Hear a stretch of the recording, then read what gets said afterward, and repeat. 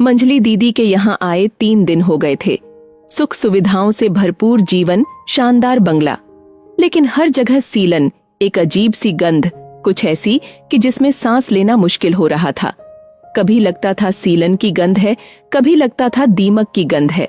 हर दिन हर पल दीमक का साम्राज्य बढ़ता हुआ, दीदी जीजाजी के चेहरों से होता हुआ, दिलों से गुजरता हुआ, उनके रिश्ते में घुसता जा रहा था। जीजाजी इतनी जल्दी ऑफिस क्यों जाते हैं? मैंने ब्रेड कुतरते हुए अपनी एक्सरे मशीन दीदी की ओर घुमाकर रख दी। हाँ, दीदी का संक्षिप्त जवाब जो बात को आगे ना बढ़ा सके। आते भी देर से हैं?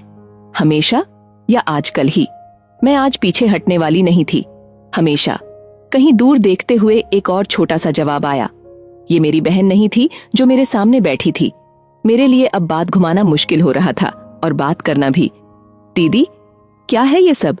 कैसे रहते हो आप और जीजू? नहीं, जीजू ठीक हैं, आप ही हो ऐसी।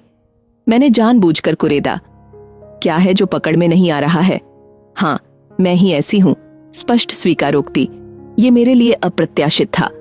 मंजली दी को मैंने हमेशा आग का मानवीकरण ही माना। तेज तर्रार, प्रखर बुद्धि की स्वामिनी, आत्मनिर्भर। और आज ये आत्मसमर्पण की मुद्रा में एक तीर और बचा था मेरे पास। वो भी चलाकर देखना चाहिए। सच में आप ही हो ऐसी। तभी ऐसी मनहूसियत फैली रहती है घर में। बड़ी दीदी के यहाँ का माहौल अलग है। सब कुछ महकता चहकता, कितना हंसी मजाक चलता रहता है दोनों के बीच। वहां मेरा ज्यादा मन लगता है। आखिरी पंक्ति बोलते हुए मुझे लगा, बात जानने की जिद में दीदी का मन तो नहीं दुखा गई मैं?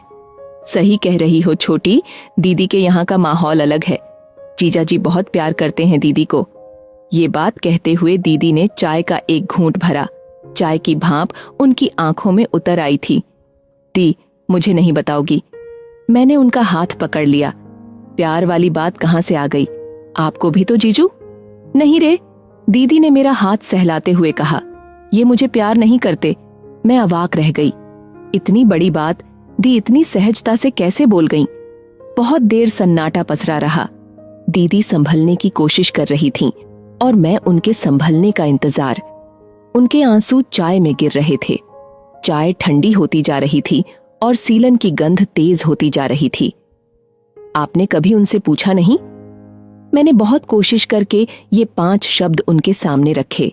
इसमें पूछने जैसी क्या बात है? कारण मुझे पता है।